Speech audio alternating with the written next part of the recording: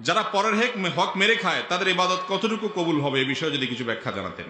ভাই, পরের হক যদি কেউ মেরে খায় আর এই লোক ইবাদত বন্দেগী করে, ইবাদত বন্দেগীতে তার আমল নামা কিন্তু বাড়তে থাকবে। কোরআন হাদিসে কোথাও নাই যে পরের হক মারলে তার ইবাদত আমল নামা যুক্ত হবে না, এরকম কথা কোথাও নাই।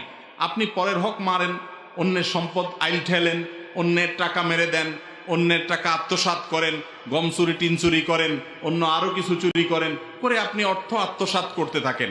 আপনি একটা বিষয় নিশ্চিত থাকেন, আপনার আমল নামাতে নেকামল যেগুলা করবেন, ইবাদতবন্দি করবেন, এগুলার সব লেখা হবে।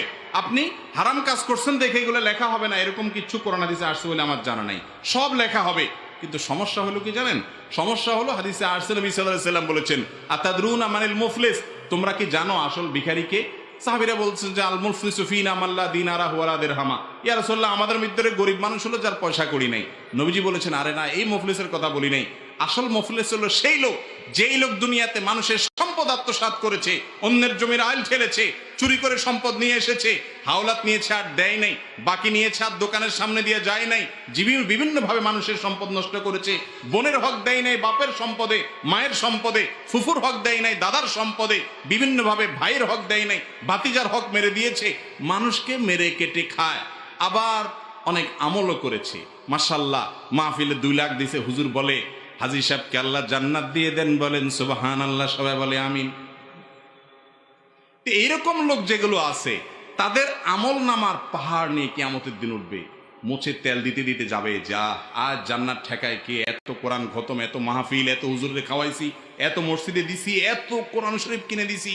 হুজুর যত আছে দেশে, এমন কোন হুজুর নাই আমার এলাকাতে, গ্রামে, যেগুলোর পেটে আমার খানা নাই। সবার পেটে খানা আছে, সব গরিবের পেটে খানা। কত দান সদকা করছি।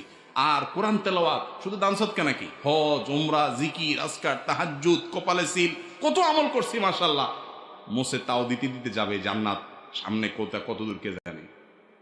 আল্লাহ রাব্বুল আলামিন হাদিসে আসছে, ওই জায়গায় যখন ওই লোক আমলের পাহাড় নিয়ে যাবে, কিন্তু ওই যে মানুষের হক মারছে আবার সাথে ইবাদত করছে, আমলের পাহাড় নিয়ে যাবে, তখন আল্লাহর কাছে কিছু লোক এসে ঘিরে ধরবে তাকে। ঘিরে ধরে বলবে, আল্লাহ, এই যে লোক, ইয়া বড় হাজি সাহেব, গাজী সাহেব, শেখ সাহেব, মুফতি সাহেব, মালানা সাহেব, সভাপতি সাহেব, সেক্রেটারি সাহেব, কেশিয়ার সাহেব, সদস্য সাহেব, কমিটি সাহেব, অমুক সাহেব, তমুক সাহেব, এই সাহেব অনেক আমল করছে, আল্লাহ সব ঠিক আছে, মাগার আল্লাহ, আমি একজন রিকশাওয়ালা ছিলাম, অন্যায় ভাবে আমাকে একদিন একটা থাপ্পড় দিছে, ভাড়াটা দেয় নাই। আমি তো দুনিয়াতে আর জোর করে আদায় করতে পারি না, ক্ষমতা ছিল না।